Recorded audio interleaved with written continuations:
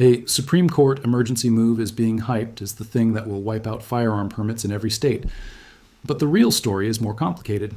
And if you misunderstand it, you could make a terrible decision. Quick question before we continue. Are you subscribed? Because what I'm about to reveal could save you from years of legal trouble. Hit that button now and let's get into it. Here's what just happened, in plain English. A bunch of headlines and viral posts are claiming the Supreme Court ended firearm permits through an emergency decision. That sounds like, boom, overnight, no more permits in all 50 states. But that's not how most Supreme Court emergency actions work. An emergency decision usually means the court is doing something fast on its emergency docket. People call it the shadow docket. It's not a full trial with months of argument. It's often a quick order that keeps something the same, pauses something, or temporarily changes what happens while a case continues. So step one is this: don't assume emergency means final nationwide rule. Now, this is where it gets interesting. The reason this story is even believable to so many people is because there really are major gun carry cases moving through the courts right now. And in at least one major Supreme Court carry case, the U.S. Department of Justice has filed a brief supporting the people challenging a restrictive carry law. That part is real. The DOJ filed an amicus brief in Wolford versus Lopez, which is a case about Hawaii's post-Bruin carry restrictions. That brief argues Hawaii's approach is unconstitutional because it works like a sneaky carry ban on private property open to the public, unless the owner gives express permission. The reload. Let me translate what that means without legal speak. Imagine you have a carry permit. You're trying to live your life. You stop at a grocery store, a gas station, a restaurant, a hardware store, places open to the public. Now imagine the state flips the rule and says, you cannot carry inside any of those places unless the owner put up a sign that says, guns allowed. That sounds small, but it's huge, because most businesses do not put up signs like that. So, in real life, it means you're basically banned almost everywhere you normally go. The critics call this kind of rule the vampire rule, because you can't enter unless you're invited. That explanation and the DOJ's argument are described directly in the DOJ support coverage of the case. The reload now, here's the part nobody's talking about. Even if the Supreme Court strikes down a rule like that, it does not automatically erase every permit system in America. Most permit systems are built on several different parts: training rules, background checks, fees, fingerprints, renewal rules, and then separate lists of where you can't carry. A win in one case can smash one piece of that puzzle. It can force states to rewrite their laws. It can speed up the trend toward permitless carry. But it's usually not a magic delete all permits button. So why are people saying permits are over nationwide? Because they're mixing together three different ideas. First thing, Bruin changed the rules in 2022. It said you can't require special need to get a carry permit. That hit May issue systems hard. Second, after Bruin, some states tried a workaround. They made giant lists of sensitive places and added the default no carry on private property rule. That made permits less useful in practice. Third, the Supreme Court's emergency docket can create sudden changes like pausing an order, reviving a rule temporarily, or blocking enforcement while a case moves. If you mash those together, you get clickbait. Emergency decision ends all permits. But you need a clearer, safer takeaway. Here's the safe takeaway. Major carry restrictions are under Supreme Court review, and the DOJ supporting gun rights challengers in a carry case is a big deal because it signals serious federal backing for expanding Bruin's practical effect. The reload. Now, let me give you a real-world scenario so you feel what's at stake. Here's a hypothetical example to explain this. You have a carry permit. You drive from a more gun-friendly state into a stricter state for work. You assume your permit is probably useless now because you saw viral headlines saying permits are ended. So you stop renewing it, or you stop carrying your permit card, or you carry in places you used to avoid because you think the Supreme Court wiped the rules. Then you get pulled over for a broken taillight. The officer asks if you have weapons in the vehicle. Your state's rules might still require you to have a valid permit, or might still ban carry in certain places, or might require you to disclose under certain conditions. If you're wrong, you don't just get a warning. You could get arrested, and even if you beat the charge later, the ride is still the punishment. Lawyer fees, missed work, stress, risk to your gun rights, and maybe a record depending on the charge. That's why this topic matters. If you're finding this helpful, imagine what you'll learn in my next video about the 5 words that protect you when cops ask about your gun. Subscribe so you don't miss it. All right, now let's talk about the emergency part in a way that actually helps you. An emergency Supreme Court order is usually about timing. It's the court saying, hold up, pause this, or keep it the same for now, or we're not going to pause it. That's why emergency docket pages look like a running list of quick-hit decisions. They are often about stays, injunctions, and short opinions, not full final rulings after oral argument.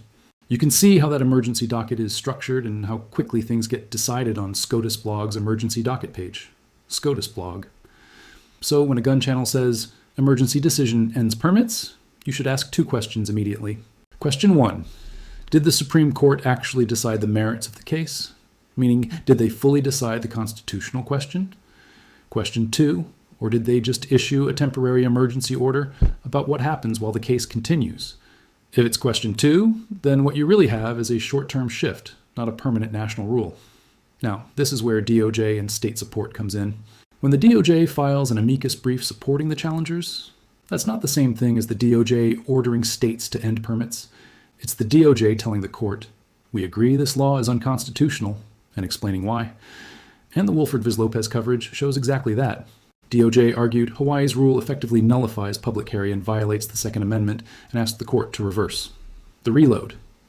That is powerful. It can influence how the justices see the practical impact on real people. But your day-to-day carry obligations still depend on the law where you are standing right now, today.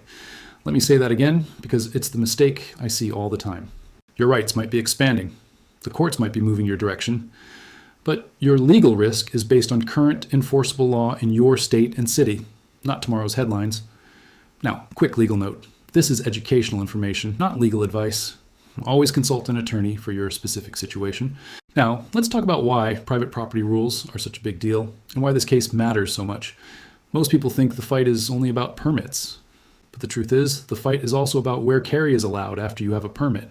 A state can technically hand you a permit, then make it illegal to carry in so many places that the permit becomes a paperweight.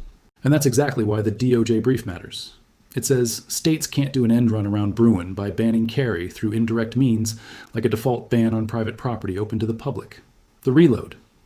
If the Supreme Court agrees with that idea in a strong way, here's what could happen next. First, states with similar default no carry rules may have to change them.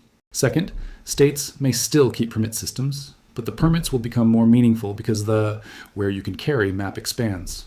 Third, the political pressure increases in permit states to move toward permitless carry because the permit becomes harder to justify if it doesn't change much.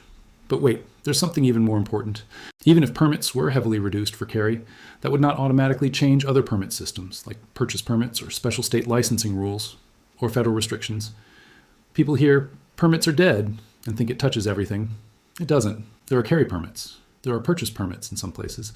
There are special permits for certain items in some states.